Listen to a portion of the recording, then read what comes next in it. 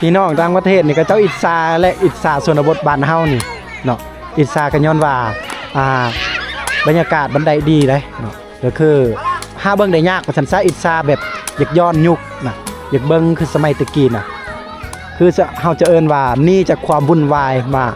เอาแบบเงียบจังซี่เลยเฮาบ่ได้ยินเสียงตู้บ่ได้ยินเสียงเพลงบ่ได้ยินเสียงไอ้หยังหลายๆอย่างแต่ว่าเฮาได้ยินเสียงชนบทเฮาได้ยินเสียงเขตนี่แหละนะ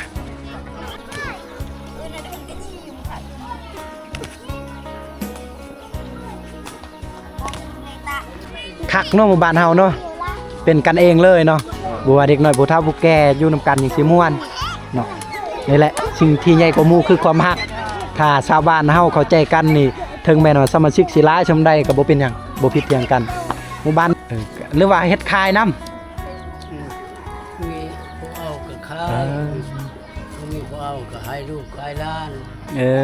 โอ้สิไปไสนี่คือว่าเบิ่งน้ำมันคักแน่สิไปไสนี่นะอันนี้ไอ้เยี่ยมเอา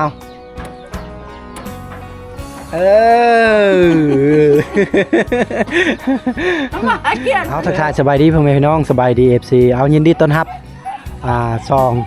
คมพาวโดเด้อเข้าสู่ซองคมพาวโดในมื้อนี้ผมอยู่ที่ชนบทอยู่บ้านเดี๋ยวบ่ฮู้บ้านหยังทุกคนเดี๋ยวสิถามเด็กน้อยอยู่นี่นะเวลหน่อยเวลนั่งเวลแล้วมั้งโอ้หมู่บ้านตะหวกอันนี้คืออยู่ชนบทเมืองตะโอยแขวงสารวันจะเป็นยามตอนแรงเด้อทุกคนตอนนี้ก็จะเป็นเวลาอยู่นี่5 โมงปลายหน่อยนึงนะเอากันยินดีต้อนรับทุกคนเด้อที่กำลังเบิ่งและติดตามซองคมพาวกระโดในแรงวันนี้เด้อทุกคนโอ้กุโมรันหน่อยเอ้ยไปเร็วกุโมรันเอาพอดีคมจะเลาะลิ้นในหมู่บ้าน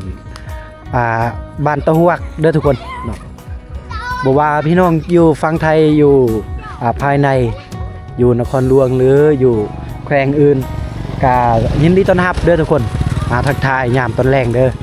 ในมื้อนี้คมได้ออกอากาศให้ทุกคนได้รับได้ชมได้เบิ่งได้เห็นอยู่เขตชนบทหมู่บ้านเฮาสบายดีโอ้ เฮ็ดหยังอยู่พักผ่อนบ่มาแต่ให้มาแต่ชวนบ่หน้าก็พอมีน้ำบ่มีเนาะให้ได้บ่ได้ตายบ่เข้าตายเนาะฝนบ่ตกหลายมื้อเลยเอาสวนมันต้นเด้งามอยู่บ่ปีนี้สำเกา โอ้ทุกคนเลยเนาะเอานี่คันไดขึ้นเฮือนบ้านเฮาทุกคนนี่แหละเขตชนบทเฮือนเก่าแก่เฮือนสวนเผาหั่นล่ะนี่ส่วนหลายเฮาเห็นเขตชนบทอยู่ลาวเฮาจะเห็นแบบผ้าอ้อมแอมไม้กระแตะในนี่เลยก็จะเป็นเฮือนชนเผาเนาะลาวลุ่มก็น่าจะบ่ค่อยสิเฮ็ดแบบนี้ได้เนี่ยแบบเฮ็ดแนวอื่นโอ้ฝืนเพิ่นเก็บเพิ่นกองตารางเลี้ยงอีหยังเลยอยู่นี่เลี้ยงไก่เฮ็ดขอกไก่ไว้นี่เลยเนาะอาหารเศษเรือจากเฮือนเฮาก็ลงจังซี่เลยเนาะไก่กินได้บ่แม่นหมูบ่หมูบ่มีมีแต่ไก่เอาไว้ไก่เอาตอนนี้บ้านเฮานี่ก็เจ้าไปเอาน้ำใช้น้ำห้วยบ่แม่โอ้ยน้ำห้วยเชละมั่งโอ้ไปเอาเซรามั่งพุ่นไปตักน้ำบันดาลบ่มีบ่มีน้ำก๊อกก็บ่มีแต่กี้มีน้ำก๊อกมีน้ำลิ้นมามีได้นะใช่ขาดแล้วขาดหมดแล้วเอาเนี่ยนั่นได้แต่ว่าไฟมันยังเรียบร้อยเนาะบ้านเฮามีเนาะมีไฟก็มีไฟฟ้าคือว่ามีแล้วทุกคนในหมู่บ้านเพิ่นได้อยู่บ้านตะหวกเมืองตะโอยแขวงสารวันวิธีชีวิตยามแรงๆจริงๆทุกคนเอากับอกขอบใจเด้อเลาะลิ้นก่อนนะมาสัมผัสบรรยากาศหมู่บ้านเฮาก่อนทุกคนเลยอยู่เขตชนบทนี่ โอ้ยไปเบิดแล้วผูงามๆจุบๆงามๆไปเบิดแล้วเนาะเต็มเลยเด็กน้อยก็มีเด็กน้อยที่บ่ใส่ทรงนะบ่ใส่เสื้อประมาณนี้ได้อยู่นี่คือวิถีชีวิตเฮือนซานบ้านแป้นเฮาโอ้คักเอาเฮือนพอวะอยู่นี่เฮือนนี่พอปะ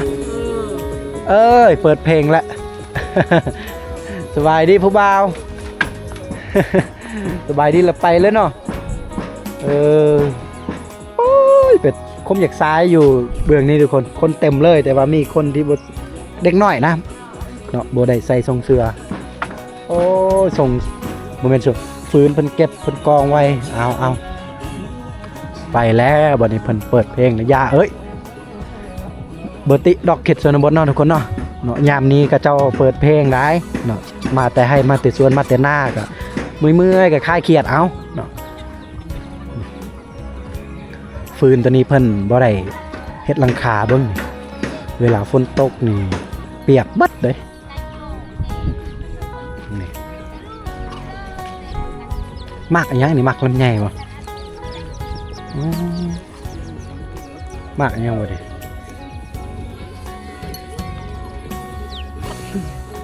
ว้าวผมจักมากยังเต็มเลยแต่ว่ามันลมได้ยานว่าพายุเห็ดแล้วลมทับมันเลยแม่นเลยบ่แมนมันตั้งเป็นนี่ตั้งเกิดในนี้เลยเนาะต้นเตี้ยอ๋อปลาไหลบ่เนาะเฮ้ย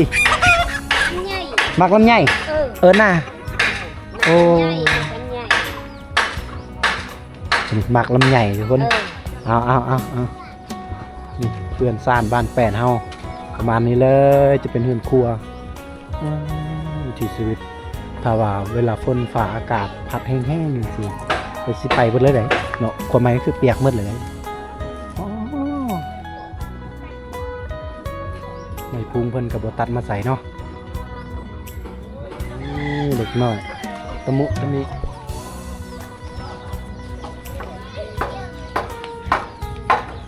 ยามแรงๆนี่ก็จะได้ยินเสียงเป็ดเสียงไก่ได้กำลังสิเข้าคอกสบายดีโอ้นายสร้าง นายสร้างบ้านตะหวกได้เอาอันนี้แหละเฮ็ดเฮือนแบบทรงดังเดิมเลยทรงชนเผ่าเฮาได้หรือว่าเฮาสิเอิ้นว่าทรงสมัยตะกี้ได้ทุกคนยังมีให้เห็นอีกเฮือนไม่แป้นโอ้สร้างอยู่บ้านเลยได้นี่อันนี้คือวิถีชีวิตยามตอนแรงหาเบิ่งได้ยากเลยเขตชนบทเฮาเอาสมเซยเพิ่นกำลังปลูกสร้างเฮือนเฮือนหลังนี้วะเจ้าของนี่โอ้บัดแล้วเฮือนครัวเนาะต่อไปนี่เพราะว่าสมาชิกหลายคนเด้ก็ต้องได้เฮ็ดเฮือนใหญ่เนาะบัดนี้ หมดเท่าใดเด้เฮือนนี่เนาะได้บ่30 ล้าน40โอ้ทั้งเบิดนี่40ได้ทุกคน40ยังได้ซ้ำนี่ได้ขนาดสร้างอยู่บ้านเพิ่นเองได้ทุกคนคือว่าและเครื่องคองคู่มือนี่เนาะตะเล็กตะปูนี่โลนึงเท่าใดแล้วหมู่ว่าขนาดสร้างอยู่บ้านเองได้เนาะแต่ว่าก็ยังหมดดี40ยังบ่แล้วเอานี่ต่อไปตัวนี้ก็จะเป็นเพื่อนครัวเพิ่นได้โอ้อันนี้คือได้ของดีแท้โอ้ซีนยังเพิ่นห้อยไว้หั่นมันจะเป็นซีนเงินบ่เอานี่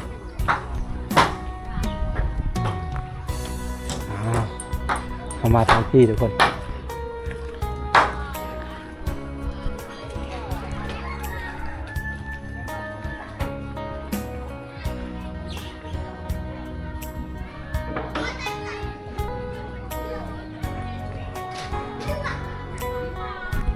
บายดีมาตะเลยโจแต่ไปได้ขามาเฮ็ดยังอยู่ประเทศยังพักพรมาแต่ให้บ่มาแต่ให้ได้ยังได้บ่มีข้าวกินได้ยังแล้วกินแรงกินมันต้นเ ฮ็ดอาหารมันต้นมื้อแรงบ่โอ้สบายดีพ่อสบายดีสบายดีโอ้ ไปโหยละอายสะพานย่องนรกตะเวลนายเลย เห็นไหม จะมาแต่ เออโดยแข็งแรงเด้อ ออกเลยอะ เฮ็ดหยังล่ะคู่มื้อนี่อยู่บ้านนี่เฮ็ดหยังพักผ่อน ไม่ต้องเลี้ยงแบ่เลยครับ โอ้เลี้ยงแบะ แล้วก็คนเท่า แบะพ่อบ่ซั่นนั่น ๆ อ๋อจากโต๊ะแบะ ช่องโตแม่มาช่องโตลูกครับ เออรีแบะทำอิฐที่เราเห็นทุกคนเนาะลูกหลานนี่ไปใส่หมดเลยคือว่าเงียบ ลูกหลานบ่อยู่ปะ มาเพื่อนผู้นึงมันนั่งเพื่อน โอ้เฮ็ดเรือนสวยพี่น้องยัน อ๋อช่วยพี่น้องเลย เออเอาหมู่บ้านเพิ่นกระทงเพียงได้ทุกคนเลยเนาะจะเป็นทงเพียงแน่แล้วก็มีบ่อนว่างที่จะปลูกสร้างเฮือนซ่านบ้านแป้นเพิ่นก็ยังได้อยู่นี่เบิ่งเดินโอ้อันนี้คือหมู่บ้านตะหวกเลยโอ้ยเสียงชนบทแน่นี่แหละเฮาได้สัมผัสนะครับโดยชมนะไปอาบน้ำอยู่ไสนี่โอ้ห่วยพ่นเนาะเอาเรียกกระบอก กระบอกตะโอ้ยเราว่าแม่เท่าเลยซุปกอก ไปเข้ามากอกกับเรื่องกระบอก ใส่อีกอยังหันอย่าสูบอันนี้เนาะอย่าสูบเนาะหน้า กี่แล้วห้ามอย่าชูบ เยี่ยมเพราะว่า อย่าชูบเราไม่ใช่ เขตชนเผ่านี่ทุกคนอย่าสูบกับเจ้าสิใส่ธงแบบนี้ได้นี่ เขาบ้านชกหน้านะฮะอย่าชูบ เลอ แล้วว่าคนเฒ่ามันต้องมีธงน้อยๆแล้วก็ใส่ยาสูบในหั่นใส่กับไฟชกน้อยๆไอ้ยันน่ะ ตัวหม้อนี่แกะไอ้เยี่ยมเอา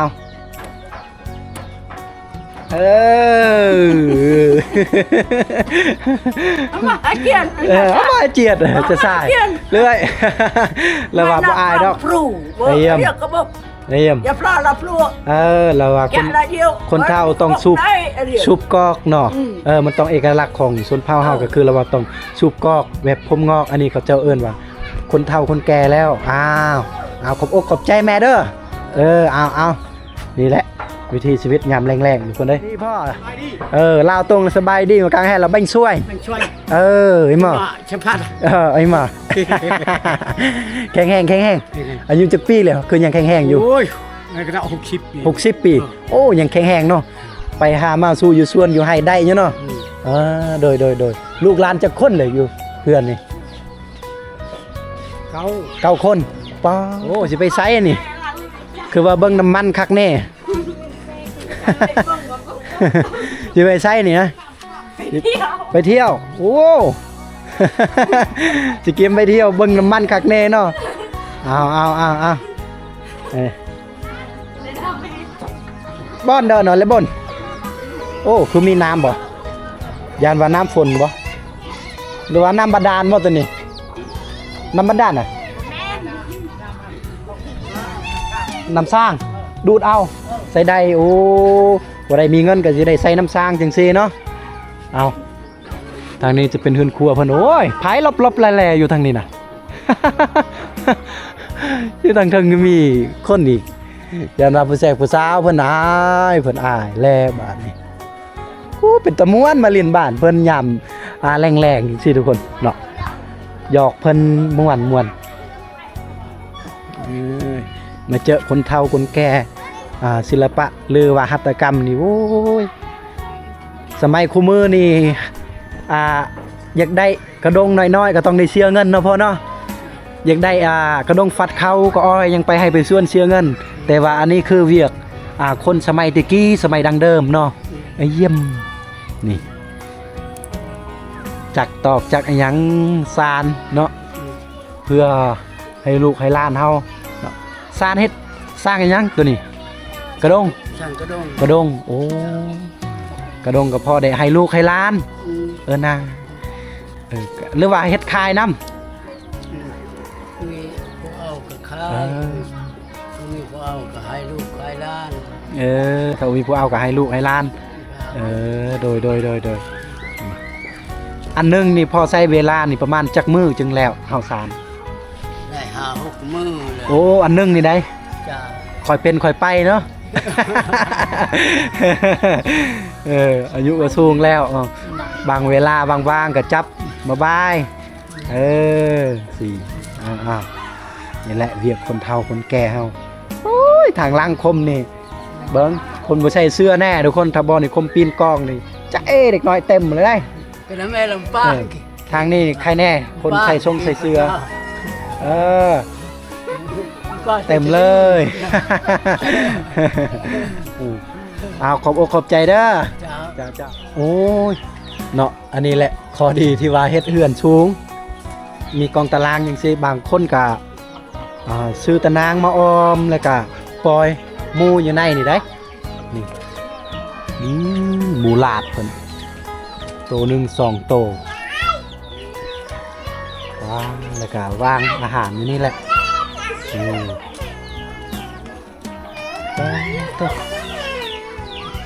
เจ้าของเฮือนหลังนี่ได้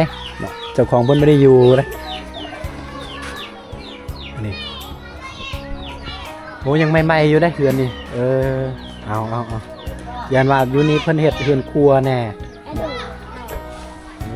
ยิ่ม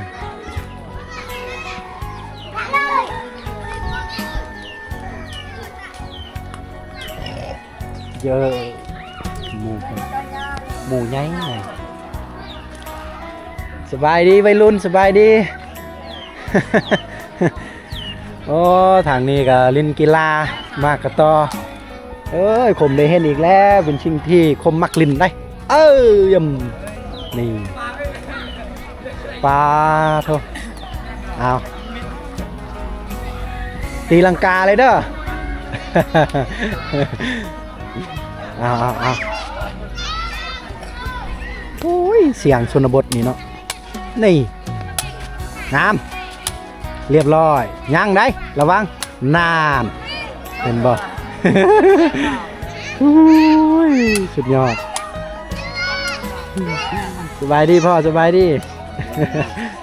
จะได้แข็งแรงบ่มาได้ใส่มาได้อาบน้ำจ้าโอ้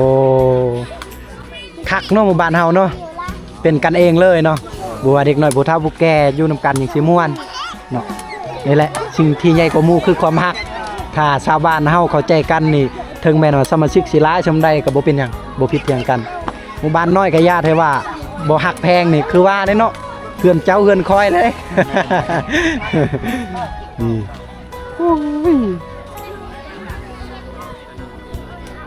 ข้อดีที่เฮามายามตอนแรกทุกคนกะเฮาก็ได้ยินเสียงชนบทได้เสียงจากชุมชนเสียงจากหมู่บ้านเนาะเด็กน้อยเต็มเลยได้โอ้ยตะมุตะมิทางพุ่นก็ลินมากอะไรอย่างก็ลินมักย่างแบบทางนี้คนวัยรุ่นในจักหน่อยก็นี่เอายำไม่เยอะกสิลินแบบนี้เลยแล้วโอ้เปลี่ยนเลยเปลี่ยนทีมเลย บชนะเขาเนาะได้เปลี่ยนเลยนี่กระเจ้าสิเปลี่ยนแบบรอท่าได้เนาะถ้าผู้ใดแบบแพ้ก็ต้องไปรอท่าอีกเป็นทีมเอาทางนั้นตัวตึงกันนะเนาะนี่ไอ้ย่อมเอาตีลังกาเลยโย่สุดยอดเอาหมูได้เฉย ฟาวเลยบุญบ่เอา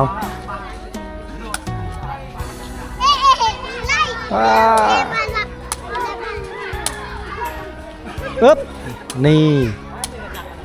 ย่างอยู่ได้นี่ป้าโตเอาก็เตยเป็นแต่ยังนิ่มนำได้ ม่วนได้ทุกคนเนาะถ้าผู้ใดมักออกกำลังกายนี่ม่วนอยู่ได้โอ้ยพี่น้องต่างประเทศนี่ก็เจ้าอิสาและอิสาชนบทบ้านเฮานี่เนาะอิสากันย้อนว่าบรรยากาศบันไดดีเลยเนาะก็คือห้าเบิ้งได้ยากกว่าสันซาอิสาแบบอยากย้อนยุคนะอยากเบิ้งคือสมัยตะกี้นะคือเฮาจะเอิ้นว่านี่จากความวุ่นวายมา เอาแบบเงียบจังซี่เลยเฮาบ่ได้ยินเสียงตู้บ่ได้ยินเสียงเพลงบ่ได้ยินเสียงอีหยังหลายๆอย่างแต่ว่าเฮาได้ยินเสียงชนบทเฮาได้ยินเสียงเขตนี่แหละนะเอาไปไสแล้วหั่นโอ้ก็เจ้าไปใส่บ่ได้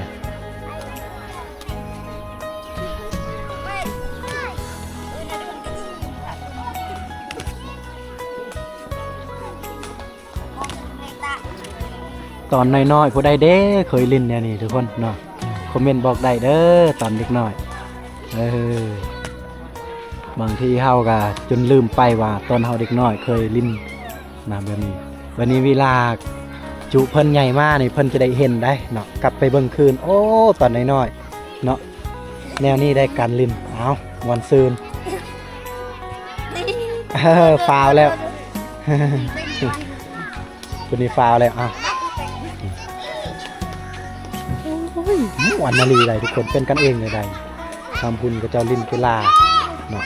กลับมาทางพี่กับเด็กน้อยอีกเลยคมยังว่าม้วนบ่เนาะ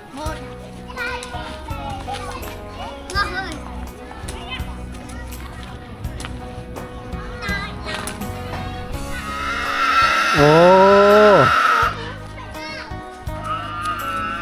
ก็เจ้าจับมูน่าจะมีงานอันใดอันหนึ่งนี่แหละทุกคนเมื่อไงตาแก่งานดองไงงานนั้นเมื่อไงตาฮะก็เจ้าจับมูอย่างวะถามเด็กน้อยแล้วเขาว่าเขาบ่เข้าใจภาษาเขานะ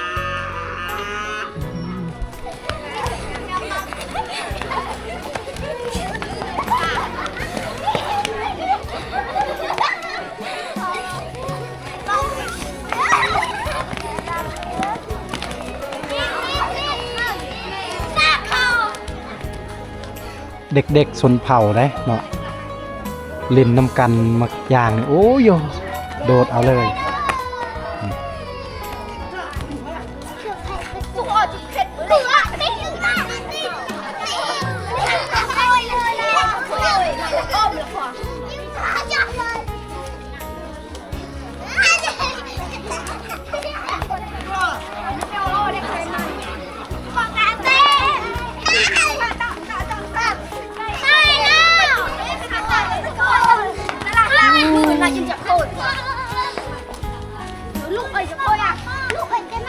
สุดเท่านั้นแหละเมื่อวานบ้าน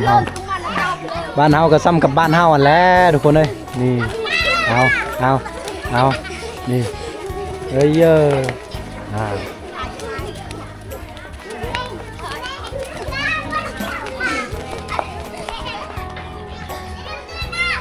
เด็กน้อยนี่ร้ายเนาะบ้านเฮาทางนี้ทุกคนทางนี้อีกเด็กน้อยลิ้นมากระต้อยอีกแล้วทางนี้ทางเบื้องพุ่นนี่ผู้ใหญ่ทางนี้เด็กน้อยเอา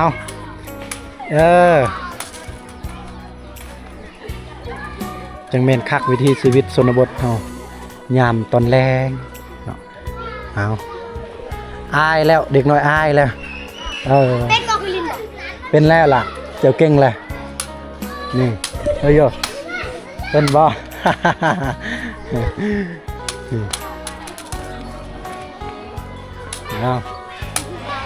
นี่คือเด็กน้อยเนาะ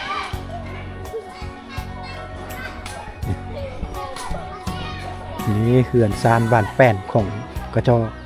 หมู่บ้านเพิ่นโอ้ยปบแหละ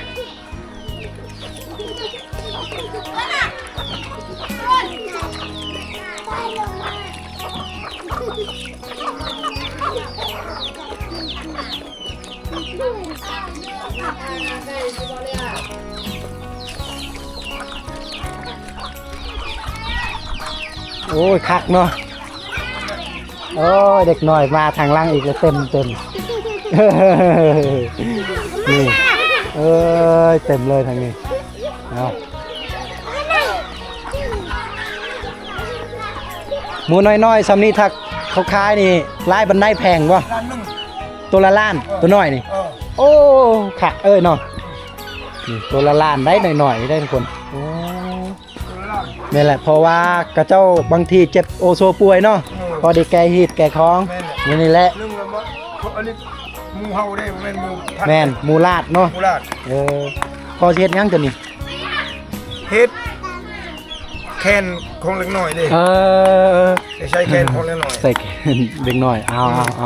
เล็กน้อยไม่เกิด แม่โอ้เด็กน้อยไว้เกิด แม่นแหละ เอาไว้เอาเป็นหยังคือว่าใส่ตัวนี้ตอนเกิดใหม่ ตอนเกิดมันไม่มีฮิตมักปานนี้เด้ ต้องได้ใส่ตัวนี้ ใช้ตัวนี้ ถ้าบ่ใส่แล้วบ่ได้บ่ บ่ได้ สมมุติถ้าบ่ใส่แล้วมันเป็นอีหยังกับเด็กน้อย เป็นเจ็บเป็นไข้ โอ้ อันนี้เขาใช้อันนี้มีเอาบุญเอายืนคือเขาผูกคอต่อแขน แต่ว่าผูกพายก็แม่นแต่ว่าเล็กน้อยมันบ่ถูก บ่ทึกเนาะ บ่แม่นแฮะว่าเขาผูกแขนนั่นแม่นอันนี้ผูกแขนนั่นล่ะ แม่นความเชื่อไผบ้านไผบ้านมันแม่นบุตินี่แหละอันนี้จะเป็นเล็กเนาะ เขา ประมาณอายุ โยม ประมาณอายุจักเดือนเฮาจึงเอาออกได้ กด10 ปีได้เอา พอ10 ปีจึงเอาตัวนี้ออกได้ ออกได้ น่ะ บ่กันเวลามันออกเองช่อง3ปีก็ออกเองก็ได้แต่ว่าเฮาออกบ่ได้ เขาออกบ่ได้ เฮา ถ้ามันออกเอง ถ้ามันออกเองถ้ามันหักเอง มันหลุดไปเองว่าซั่นซะ มันไปเอง เออ อยู่ในแคนอยู่ในขาแล้วไป นี่เนาะ แต่ว่าเฮาอยากก็ออกมันบ่ได้รู้ บ่ได้เลย คือเฮาบ่ชัดชื่อ นี่เขาจำเร็วอยากเอาอีก เขาจะเอิ้นควรว่าซั่นซะเนาะ ควรแม่นควรเด็ก ควรมาอยู่นำเด็กน้อย มันอยู่เล็กน้อย เอาขอบใจเด้อ เอาขอบใจ โอ้มาลือบ่ก็เจ๊ปลามีกุ้งมีปลาดุกปลาหยังก็ปลาลาดเขาเอิ้นมาปลานี่ปลาโต้กุ้งสดได้แต่หม้ออย่าบ่ตัวเดิมบ่เดิมบ่แกระมังเอานี่อาหารแรงได้ปอโตวิถีชีวิตชาวบ้านเพิ่นเนาะยามแรงๆก็ไปสอนกุ้งสอนปลาได้นี่แหละพอได้ได้หอมได้แจ้วให้ครอบครัวสู้กินแรงนี่ได้โอ้สุดยอดหลายทุกคน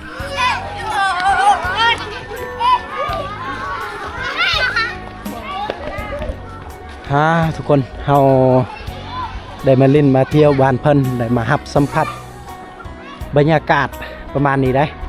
ทางพุ่นก็สิมีภูแล้วก็ตะเวนกำลังตกดินพอดีได้ทุกคนต้องขอบอกขอบใจพ่อแม่พี่น้องที่ได้รับได้ชมได้เบิ่งได้เห็นคลิปนี้ได้ในหมู่บ้านตะหวกเมืองตะโอยแขวงสารวันเนาะใน